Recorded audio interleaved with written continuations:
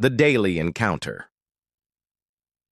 The morning sun had barely broken through the smoggy Delhi skyline when Ravi Sharma started his yellow and black taxi for another day of ferrying passengers across the bustling city. At 34, his once smooth face now carried the weathered lines of a man who had spent years navigating both city streets and life's hardships. Every morning for the past 3 months, Ravi's route took him past the same bus stop in Lajpat Nagar, where he noticed a young woman and her daughter waiting for the 7:15 bus. Something about them caught his attention.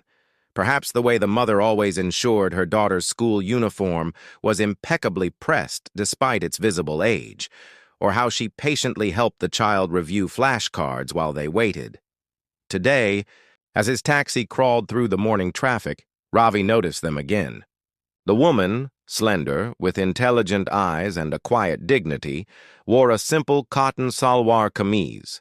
Her daughter, who appeared to be about 7, clutched a worn backpack decorated with handmade fabric patches. They stood slightly apart from the crowd, the mother's protective hand always on the child's shoulder. "7th time this week the bus is late," Ravi muttered to himself, checking his watch. The monsoon season had begun, and Delhi's public transportation became even more unreliable. Dark clouds threatened overhead, and Ravi could see the woman anxiously looking at the sky. When the first heavy raindrops began to fall, Ravi made an impulsive decision. He pulled his taxi to the curb near the bus stop. "Excuse me," he called through his open window. "The 7:15 is always delayed during monsoon. Would you like a ride to your destination? Regular meter fare." The woman hesitated, studying his face with a measured gaze that made Ravi feel as though she could see every detail of his life story. "I'm Ravi," he added, showing his official taxi license. "I pass this stop every day and notice you waiting." "I'm Nisha," she replied after a moment, her voice soft but confident. "And this is my daughter, Zara." The little girl smiled shyly, revealing a missing front tooth. "Hello, Uncle." As the rain intensified, Nisha nodded. "Thank you. We're going to Zara's school in Defense Colony." Once they were settled in his taxi, Ravi noticed that Zara's school bag was leaking, dampening her books. Without comment, he handed back a clean cloth he kept for passengers. "Here, you can dry the books with this." "Thank you," Nisha said, carefully blotting the pages. "These textbooks are expensive to replace." During the drive, Ravi learned that Zara attended a modest school in Defense Colony and that Nisha worked nearby. She spoke carefully, offering no personal details, which Ravi respected. He noticed her calculating the fare on her phone and the relief in her eyes when she saw it was affordable. When they arrived at the school, Ravi refused payment. "First ride is complimentary," he said with a smile. "Delhi welcome." "We can't accept that," Nisha insisted, pressing the exact fare into his hand. "But thank you for your kindness." Over the following weeks, their morning encounters became a routine. Sometimes Ravi would see them waiting and offer a ride. Other times they would already be gone when he passed. He learned that Nisha was raising Zara alone, that they lived in a small apartment, and that Zara loved mathematics but struggled with Hindi. One evening, driving home after a long day, Ravi spotted them walking with groceries in the pouring rain. Without hesitation, he pulled over. "Let me help you," he offered, taking the heaviest bags. He noticed the modest contents, basic necessities, nothing extravagant, and wondered about their story. As Nisha fumbled for her keys outside a simple apartment building, Zara looked up at Ravi with solemn eyes. "Mama works very hard," she said suddenly. "But sometimes people at her work don't listen to her." "Zara," Nisha gently admonished. "Well, they should listen," Ravi replied, smiling at the child. "Your mother seems very smart to me." For a brief moment, something shifted in Nisha's expression, surprise, perhaps, or appreciation, before she composed herself. "Would you like to come in for tea?" she asked unexpectedly. It's the least we can offer for your help. Inside their apartment, Ravi was struck by its simplicity, but also its warmth. Books lined every available shelf, and Zara's artwork decorated the walls. Nothing suggested prosperity, but everything spoke of care and intelligence. As they sipped tea, Ravi found himself sharing stories of his own life. His dreams of once becoming an engineer, cut short by family responsibilities, his pride in owning his own taxi after years of driving for others. Dreams change, but they don't disappear, Nisha said thoughtfully. They just take different forms. When Ravi left that evening, something had shifted. What began as casual kindness to strangers had become the first threads of friendship, woven quietly in the rain-soaked streets of Delhi. Building bridges. The monsoon season in Delhi gradually gave way to autumn, bringing with it clearer skies and a subtle change in Ravi's routine. What had begun as occasional rides had evolved into a regular arrangement. Ravi would pick up Nisha and Zara most mornings, sometimes even waiting a few extra minutes if they were running late. Ravi couldn't pinpoint exactly when he had started looking forward to these morning drives. Perhaps it was Zara's excited chatter about her school projects, or the way Nisha listened intently when he spoke about his day. Unlike his other passengers who treated him as invisible, Nisha asked questions about his life, remembered details he mentioned, and genuinely seemed to care. "Do you know what happened today, Uncle Ravi?" Zara bounced in her seat one morning, clutching a certificate. "I got first place in the mathematics competition." "That's wonderful." Ravi beamed at her through the rearview mirror. "You've been practicing hard. Mama helped me every night," Zara said proudly, "even when she was very tired from work." Ravi glanced at Nisha, noticing the dark circles under her eyes. "What exactly do you do, if you don't mind me asking?" "I work in technology," she answered vaguely. "Mostly problem-solving, nothing exciting." "She comes home very late sometimes," Zara added, "and talks on the phone in English with people from different countries." Nisha changed the subject quickly. "Ravi, did you manage to get your taxi's transmission fixed?" He had mentioned the issue once, weeks ago. The fact that she remembered touched him. "Yes, though it cost more than I expected. I had to dip into my savings." Later that week, when Ravi picked them up, he noticed Zara looking upset. "What's wrong, little mathematician?" he asked gently. "School fees are due," Nisha explained quietly. "And the stationery shop owner won't let us buy on credit anymore." Ravi hesitated only briefly before speaking. "I could help with a small loan. I have some extra savings this month." It wasn't entirely true. The transmission repair had depleted his cushion, but he couldn't bear the worry in Zara's eyes. "Absolutely not," Nisha said firmly. "We managed just fine." But 2 days later, when Zara was sick with fever and needed medication, Nisha reluctantly accepted his offer to advance the money. "I'll pay you back next week," she insisted, writing down the exact amount in a small notebook she carried. As autumn deepened, Ravi found himself increasingly involved in their lives. He fixed the leaking faucet in their apartment, helped Zara with her Hindi homework, and occasionally brought them home-cooked meals prepared by his mother, claiming there was always too much food at home. "My mother would be offended if you didn't." "Take it," he insisted, when Nisha tried to refuse. "She's been cooking for an army since my brothers moved abroad." One evening, Ravi drove past their apartment and noticed Nisha sitting on the building steps, her head in her hands. He parked immediately and approached her.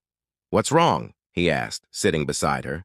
"Everything is fine," she said, quickly wiping her eyes. "Just a difficult day at work." "Sometimes talking helps," Ravi offered. "I'm told I'm a good listener." After a long silence, Nisha spoke. "People underestimate me.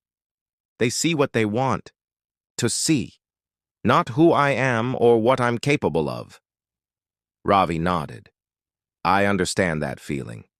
Passengers look through me every day. As if driving a taxi means I have no thoughts or dreams of my own. Exactly, she said, looking at him with newfound appreciation. It's exhausting constantly proving yourself. So why do you stay at this job? Ravi asked. With your intelligence, you could surely find something better. A complicated expression crossed Nisha's face. It's complicated. There are reasons I can't explain right now. Their conversation was interrupted by Zara calling from the window. As Nisha stood to leave, she touched Ravi's arm lightly. Thank you for seeing me, the real me. The gesture lingered with Ravi long after he returned home, in his modest one-bedroom apartment. He thought about his growing feelings for Nisha. He admired her strength, her dedication to Zara, her quiet intelligence, but he was also aware of the practical barriers. He was a taxi driver with limited prospects, and she was a single mother struggling to make ends meet. What future could they possibly have? Still, he couldn't deny the connection between them. It wasn't just sympathy or charity that drove him to help them. It was genuine care, perhaps even something deeper. The following week, Ravi was surprised when Nisha paid back the loan in full, plus a small extra amount. For your kindness, she insisted. Keep it for Zara's school supplies, he urged. We're not a charity case, Ravi, she said with unexpected firmness. Our friendship means too much to me to let money complicate it. The word friendship both warmed and stung him. Was that all this was? On Diwali, Ravi invited them to join his family's celebration. His mother immediately took to Zara, teaching her how to arrange diyas around their modest home. Nisha helped, in the kitchen, skillfully preparing sweets that impressed even his mother, who whispered approvals in Ravi's ear throughout the evening. She has good hands, his mother said. Educated too, I can tell. Why does she struggle so much? Life is complicated, Ma, Ravi replied, watching Nisha laugh as she helped Zara light a sparkler in the courtyard. As the festival of lights illuminated the Delhi night, Ravi felt something shifting in his heart. When Zara fell asleep on his mother's sofa and Nisha sat beside him on the balcony, watching fireworks bloom across the city skyline, he gathered his courage. Nisha, I don't know what the future holds, but I want you to know that you and Zara have become important to me. Very important. She looked at him for a long moment, her eyes reflecting the distant fireworks. You've become important to us too. Ravi, more than you know. She didn't say more, and Ravi didn't press. But something had changed between them. A bridge constructed of small kindnesses had been crossed, leading them into uncharted territory where hope and uncertainty walked hand in hand. Neither of them noticed Ravi's mother watching from the doorway, a knowing smile on her face as she covered the sleeping Zara with a handmade quilt. The revelation winter settled over Delhi, bringing with it foggy mornings and chilly evenings. Ravi had taken to keeping extra blankets in his taxi for Zara, who complained about the cold during their morning drives. These small gestures had become second nature to him now. A thermos of hot chai for Nisha, helping Zara practice for her school's annual day performance, or bringing groceries when he knew they were running low. Uncle Ravi! Zara exclaimed one December morning, practically bouncing in her seat. Our school is having Parents' Day next week. Will you come? Please? Ravi glanced at Nisha in the rearview mirror, unsure how to respond. I'm not a parent, Zara. But you're like family, the child insisted. Ms. Sharma said we can bring important people in our lives, not just parents. Right, Mama? Nisha nodded with a small smile. You're welcome to come, Ravi. It would mean a lot to Zara. After a pause, she added, and to me. Those last 3 words warmed him more than the winter sun ever could. Then I'll be there, he promised. The following week, Ravi dressed in his best clothes, a crisp white shirt and dark trousers he usually reserved for weddings and important occasions. He even polished his shoes and got a fresh haircut. If he was going to represent Zara at her school, He wanted to make her proud. When he arrived at the modest school building, Ravi was surprised to find it more crowded than he had expected. Parents in expensive clothing milled about the courtyard, many accompanied by drivers or household staff. He suddenly felt out of place, wondering if he had misunderstood the type of school Zara attended. Unable to spot Nisha or Zara in the crowd, Ravi approached a teacher. "Excuse me, I'm here for Zara Malhotra's presentation." The teacher's eyebrows rose. "Oh, you're here for Zara? Her presentation is in the main hall. It's one of our featured performances. Are you family?" "A friend," Ravi replied, growing increasingly confused.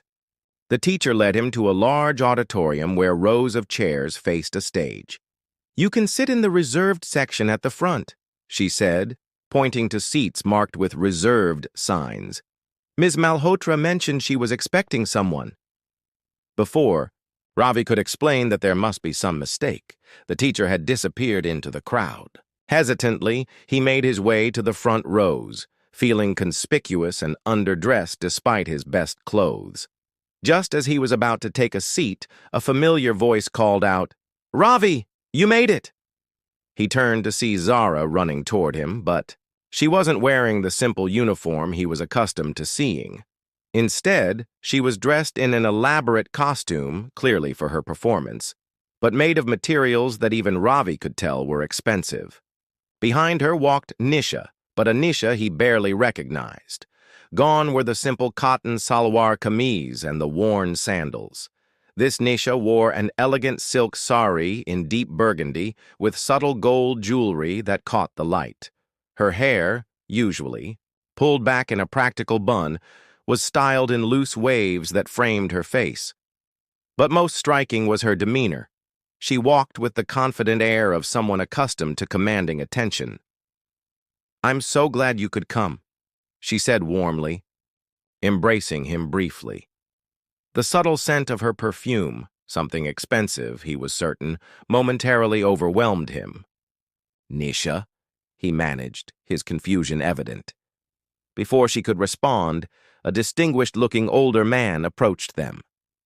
"Nisha, the board members are asking about the Singapore expansion. Can you join us briefly before the performances begin?" "Of course, Uncle Vikram," she replied smoothly. "Ravi, this is Vikram Malhotra, my late husband's uncle and our company's chairman. Uncle, this is Ravi Sharma, a dear friend." The older man shook Ravi's hand with a curious expression. "Ah, so you're Ravi. Zara talks about you constantly." "Our company?" Ravi echoed, feeling increasingly disoriented. Nisha's expression softened with understanding. "I'll explain everything later, I promise. Zara, why don't you show Ravi to our seats? I'll be back in a moment." As Nisha walked away with the older man, several people nodded respectfully or stopped her to exchange greetings. Ravi watched, dumbfounded, as she navigated the crowd with practiced ease. "Come on, Uncle Ravi." Zara tugged at his hand. "We have the best seats." She led him to the front row, where plush chairs bore small placards with names. One read, "Nisha Malhotra, CEO, Malhotra Tech Innovations." "CEO?" Ravi whispered, his head spinning. "That's Mama's job," Zara explained matter-of-factly. "She runs the whole company. That's why she's always on her phone with people from other countries." Pieces began falling into place in Ravi's mind. Nisha's vague answers about her work, her unexpected ability to repay his loans so quickly, the occasional slip in Zara's comments about her mother's responsibilities. The program began, and Ravi watched in a daze as Zara performed a flawless classical dance, earning enthusiastic applause. Throughout the event, he was acutely aware of Nisha beside him, occasionally greeting people who approached to pay their respects to Ms. Malhotra or discuss business matters in hushed tones. When the event ended, Nisha turned to him. "Will you join us for dinner? I think we have a lot to talk about." A sleek black car with a uniformed driver waited outside. As they settled into the luxurious leather seats, Zara chattering excitedly about her performance, Ravi remained silent, trying to reconcile the struggling single mother he thought he knew with this poised, powerful woman. Instead of the simple, apartment building he was familiar with, the car pulled up to a gated estate in one of Delhi's most exclusive neighborhoods. A house staff member greeted them at the door with respectful nods. "Welcome home, madam. Dinner is prepared as requested." As they entered the sprawling home filled with art and elegant furnishings, Ravi finally found his voice. "Why?" he asked, simply when Zara had gone to change out of her costume. "Why the deception?" Nisha's composure faltered for the first time. "It wasn't deception, Ravi. At least that wasn't my intention." She gestured for him to sit in the living room. "The apartment, you know, it's real. I do live there with Zara several days a week. It's part of trying to give her a normal childhood away from all this." She gestured around at the obvious wealth. "After my husband died 5 years ago, I took over the company. The business world can be ruthless, especially to a woman they saw as nothing more than Aditya Malhotra's widow. I had to become tougher, more calculating than anyone expected." She looked at him earnestly. "But I didn't want that for Zara. I didn't want her growing up entitled, surrounded by people who only valued our family name and fortune. I wanted her to understand the worth of hard work, of genuine connection." Ravi listened, still processing. "And me? Was I just part of this experiment in normal living?" Nisha's eyes filled with tears. "No, Ravi. You were the unexpected variable, the person who saw us, helped us, without knowing who we were or what we had. Your kindness was never about what you could gain from us. Do you know how rare that is in my world?" Before he could respond, Zara returned, now dressed in simple clothes more like what Ravi was accustomed to seeing her in. She climbed on, too, the sofa between them, oblivious to the tension. "Did you like my dance, Uncle Ravi?" she asked hopefully. Looking at her eager face, Ravi felt his confusion begin to soften. "It was beautiful," he said sincerely. "You were the best one there." As they moved to the dining room for dinner, served by staff who discreetly appeared and disappeared, Ravi observed Nisha, her mannerisms, her interactions with the house staff, the way she gently reminded Zara about table manners. This was clearly her real life, yet the woman he had come to care for deeply was still present in every genuine smile, every thoughtful question about his comfort. "I understand if you're angry," Nisha said quietly, after Zara had been taken upstairs, by a nanny. "I should have told you sooner." Ravi stared into his tea, gathering his thoughts. "I'm not angry," he finally said. "I'm overwhelmed and confused about where I fit in this version of your life." "That," Nisha replied softly, "is entirely up to you." As Ravi left the estate that night, returning to his modest apartment in a taxi Nisha had insisted on arranging, he felt as though he had glimpsed two separate worlds and wasn't sure if he belonged in either one. Coming to terms for 3 days, Ravi didn't drive his taxi. He called in sick to the dispatch service, something he had never done before, not even when he had actual fever. But this illness was different. A confusion that had settled deep in his chest, making it difficult to breathe normally or think clearly. He replayed every interaction with Nisha in his mind, examining them under this new light, the careful way she spoke about her work, the modest apartment that was apparently just a part-time residence, Zara's occasional comments about her mother's importance that he had misinterpreted as a child's natural pride. On the 4th day, his phone rang, Nisha's number. He let it go to voicemail. When it rang again immediately after, he reluctantly answered. "Ravi?" Nisha's voice was tentative. "Are you all right?" "I'm fine," he replied stiffly. "Just needed some time." "I understand," she said after a pause. Zara misses you. She keeps asking when you'll pick us up for school again. The mention of Zara tugged at his heart. Does she even need rides? I assume you have drivers. Nisha sighed. We do. But those rides with you became important to her. To both of us. Was any of it real? Ravi finally asked the question that had been tormenting him. All of it was real, Ravi. Every conversation, every shared meal, every moment of friendship, that was all real. Her voice grew stronger. Can we meet? Not at either home. Somewhere neutral. I owe you a proper explanation.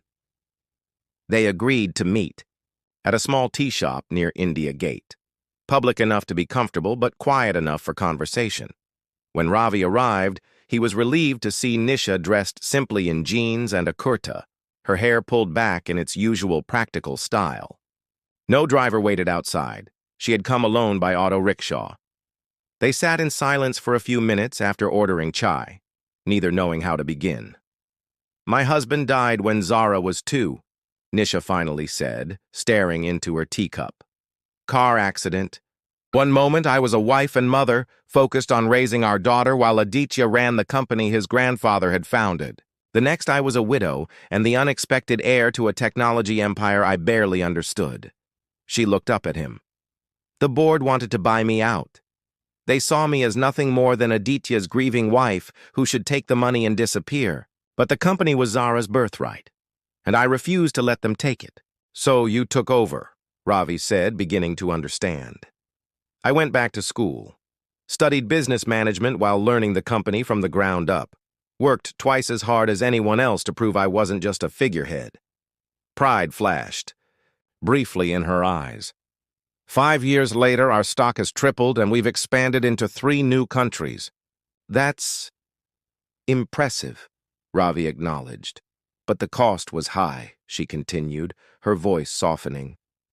I was surrounded by people who either resented me or wanted something from me. Zara was growing up isolated, shuttled between luxury playgroups. And our empty house with only staff for company when I worked late? Nisha wrapped her hands around her teacup. On her 7th birthday, Zara asked if we could be normal people sometimes.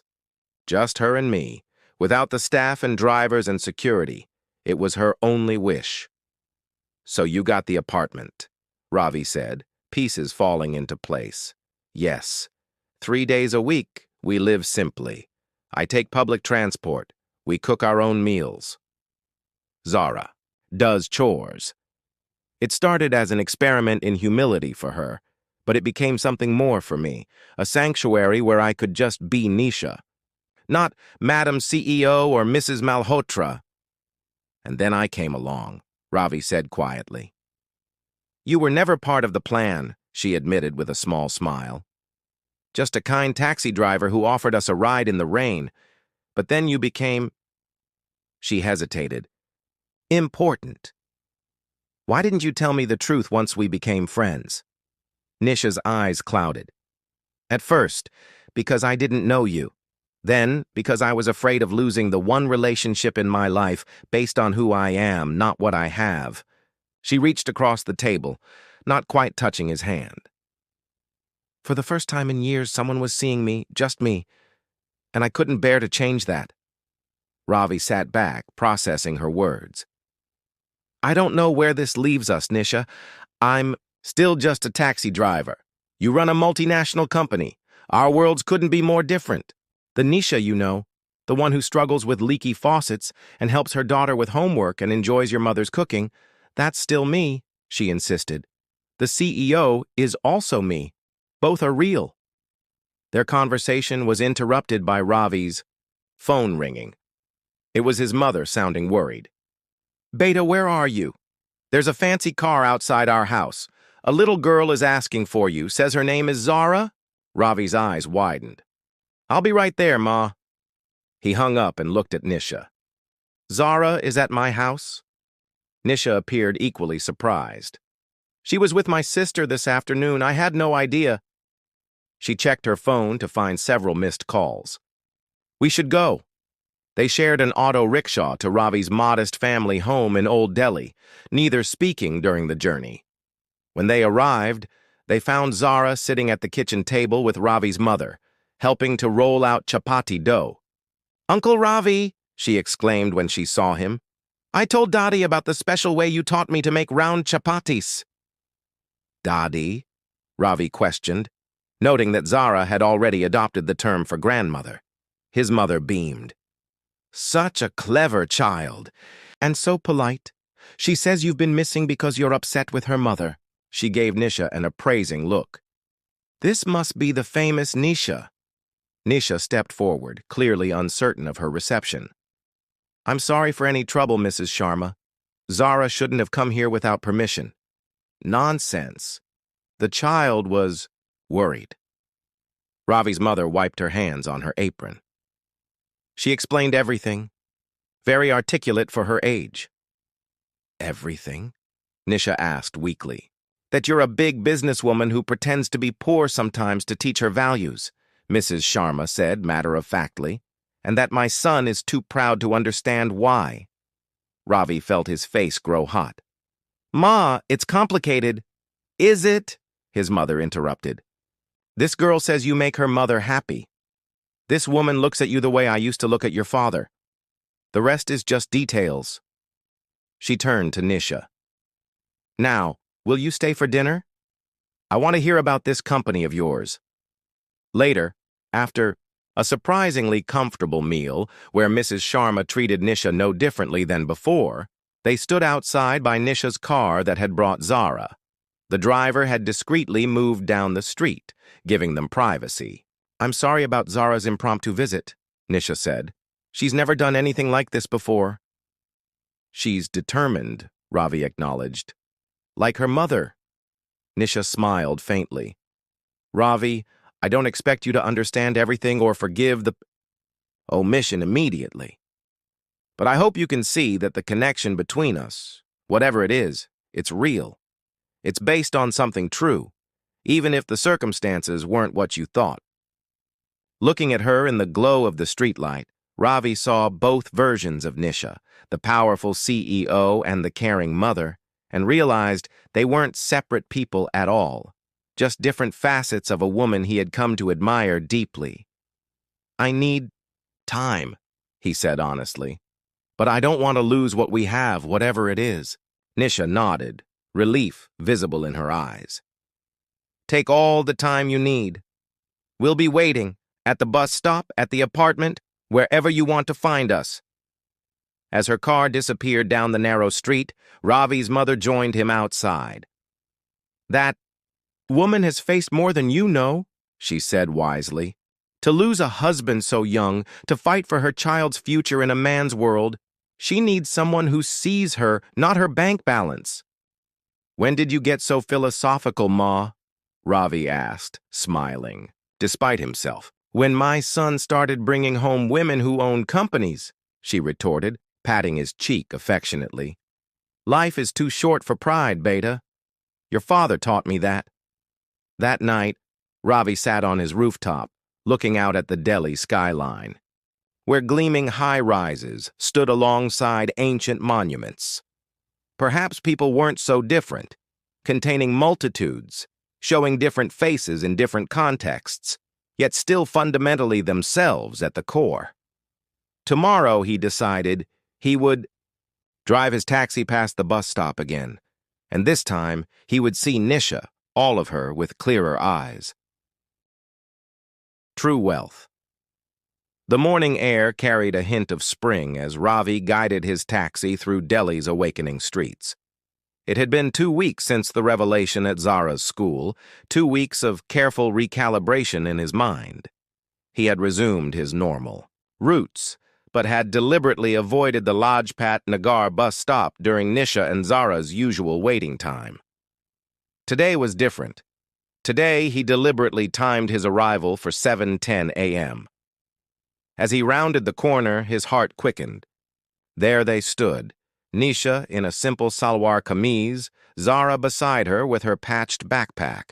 No sign of luxury or corporate power, just a mother and daughter waiting for public transportation like countless others across the city. Ravi pulled to the curb. For a moment, he simply watched them through the windshield. Nisha was helping Zara review flashcards, her face animated as she praised a correct answer. This was the woman he had come to care for, regardless of what else she might be. He rolled down his window. "Need a ride?" Zara spotted him first, her face lighting up. "Uncle Ravi!" She tugged at her mother's sleeve excitedly. Nisha turned, surprise and cautious hope crossing her features. "Ravi, you're back. If you still want a ride," he offered with a small smile. They climbed into the taxi, Zara chattering immediately about school projects and a science competition, as if the intervening weeks had never happened. Nisha remained quieter, watching Ravi with careful eyes. "I've missed this," he admitted as they drove. "Mornings don't feel right without you two arguing about homework in my back seat." "We don't argue," Zara protested. "We have scholarly debates." This drew laughter from both adults, easing the lingering tension. At the school drop-off, Zara hugged Ravi fiercely before running to join her friends. "See you after school, Uncle Ravi." When they were alone, Nisha turned to him. "You don't have to come back for pickup. I know you're busy." "I want to," Ravi said simply, "if that's all right with you." More than all right. Her smile held relief and something warmer. "Ravi, about everything." "I've been thinking," he interrupted gently. "Would you have dinner with me tonight? Just us. There's a place I'd like to show you." Surprise flickered across her face. "Yes, I'd like that." That evening, Ravi arrived at the apartment, the simple one, dressed in his best clothes again. When Nisha opened the door, he saw she had made an effort too, wearing a midnight blue churidar that brought out the warmth in her eyes. Zara's, "With my sister," she explained. "She was very excited about me going on a real date with Uncle Ravi." "Smart girl," Ravi smiled. "She gets that from her mother." Instead of hailing an auto, Ravi led Nisha to his taxi. "I'm driving tonight." "Where? Are we going?" she asked as they navigated through evening traffic. "Somewhere important to me." 30 minutes later, they pulled up to a modest restaurant in Old Delhi, its facade weathered but clean, golden light spilling from its windows. "Sharma's Kitchen?" Nisha read the sign. "My father started it 30 years ago," Ravi explained as he parked. "It was just a small dhaba then. When he died, my older brother took over. I chose to drive a taxi instead." Inside, they were greeted warmly by a man who looked like an older version of Ravi. "Finally!" he exclaimed, embracing Ravi before turning to Nisha with a respectful nod. "You must be the famous Nisha. I'm Vikram, the less handsome Sharma brother." "Don't believe anything he tells you," Ravi warned, as they were led to a special table in the corner, already set with candles and flowers. Over dinner, simple but exquisitely prepared traditional dishes, Ravi shared stories of growing up in the restaurant, learning to cook at his father's side, his decision to pursue a different path despite family expectations. "So you understand something about living two lives," Nisha observed, "and making difficult choices about identity." "I suppose I do," he acknowledged, though the stakes were considerably lower. After dinner, Vikram insisted they have dessert on the rooftop. They climbed narrow stairs to emerge onto a small terrace garden overlooking the ancient heart of Delhi. The city stretched before them, a tapestry of old and new, humble and grand, all coexisting under the same sky. "It's beautiful," Nisha said, softly, accepting a cup of fresh cardamom tea. "This is where I come when I need perspective," Ravi told her. "My father used to say you can see all of life from this rooftop. Temples next to shopping malls, cycle rickshaws passing luxury cars." "Different. Worlds touching," she murmured. "Exactly." Ravi turned to face her fully. "Nisha, these past months getting to know you, the real you, not the CEO or the pretend struggling mother, but the person underneath all that, has been the most meaningful experience of my life." Her eyes glistened in the fairy light strung across the terrace. "For me, too." I needed time to understand that the Nisha I care about deeply exists in both worlds. That your strength in running a company and your gentleness with Zara are the same person. That the woman who can negotiate million-dollar deals is the same one who laughs at my terrible jokes in the taxi. He took her hand tentatively. I don't care about the money or the company or the differences in our backgrounds. I care about you, all of you, and I want to be part of your life, however complicated that might be. Even with all the complications? She asked softly. The public scrutiny? The business obligations? The society gossip about the CEO and the taxi driver? Even with all that, he confirmed. If you'll have me. Instead of answering immediately, Nisha gazed out at the city lights. When Aditya died, I thought I'd never find that kind of partnership. Again, someone who saw me for myself, not for what I represented. She turned back to him. Until you picked us up in the rain that day. Best detour I ever took, Ravi smiled. I've been thinking about something, Nisha said, her expression growing thoughtful. The restaurant, your brother seems to be doing well with it. He is, Ravi nodded. He's expanded to 3 locations now. Have you ever regretted not staying to run it with him? Ravi considered this. Sometimes I love cooking, creating dishes that bring people joy. But I needed my own path. What if, Nisha said carefully, there was a way to honor both paths? I've been looking for someone to develop and oversee a chain of authentic regional cuisine restaurants as part of our company's diversification. Someone who understands food as culture, not just business. You're offering me a job? Ravi asked, surprised. I'm offering you a partnership, she corrected. Professional and personal, if you want it. Your expertise, your passion on your terms. Not because you're connected to me, but because you're brilliant at what you love. Ravi was momentarily speechless. You think I could do that? I know you could, Nisha said with certainty. I've tasted your mother's recipes that you've adapted. I've seen how you understand flavors and people. But, she added firmly, only if it's what you want. I fell in love with Ravi the taxi driver. I don't need you to change. The words fell in love hung in the air between them, neither acknowledging them directly, but both feeling their weight. What about our apartment days? Ravi asked. The simple life that means so much to you and Zara? Those don't have to end, Nisha smiled. In fact, they've become more precious to me than ever. They're our sanctuary from the world, both worlds. Looking at her in the soft glow of the terrace lights, Ravi made his decision. He leaned forward and kissed her gently, feeling her respond with equal tenderness. So, he said as they parted, a taxi driver and a CEO. A chef and a mother, she countered. Labels are just the surface, Ravi. What matters is underneath. 6 months later, on a warm summer evening, the rooftop of Sharma's kitchen hosted a different kind of gathering. Strung with marigolds and lights, it had been transformed for a small, intimate celebration. Only family and closest friends were present. Ravi's mother and brothers, Nisha's sister and uncle, a few trusted colleagues, and at the center of it all, Zara, proudly tossing flower petals over the couple. Ravi, dressed in traditional wedding attire, watched as Nisha approached in a red and gold lehenga that managed to be both elegant and understated, much like the woman herself. Ready to bridge our worlds permanently? She whispered as she took his hand.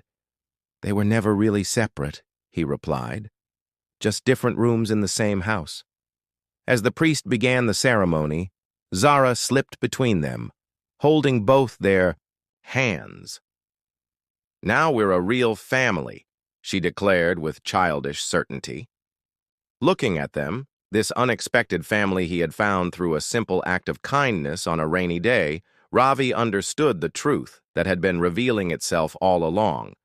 True wealth had nothing to do with bank accounts or corporate titles. It was measured in love freely given, in acceptance of all aspects of a person, in building bridges between worlds that only seemed different on the surface.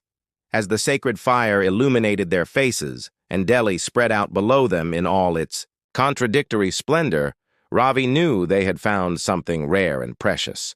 A love unbound by society's expectations, strengthened by honesty, and rich in what truly mattered.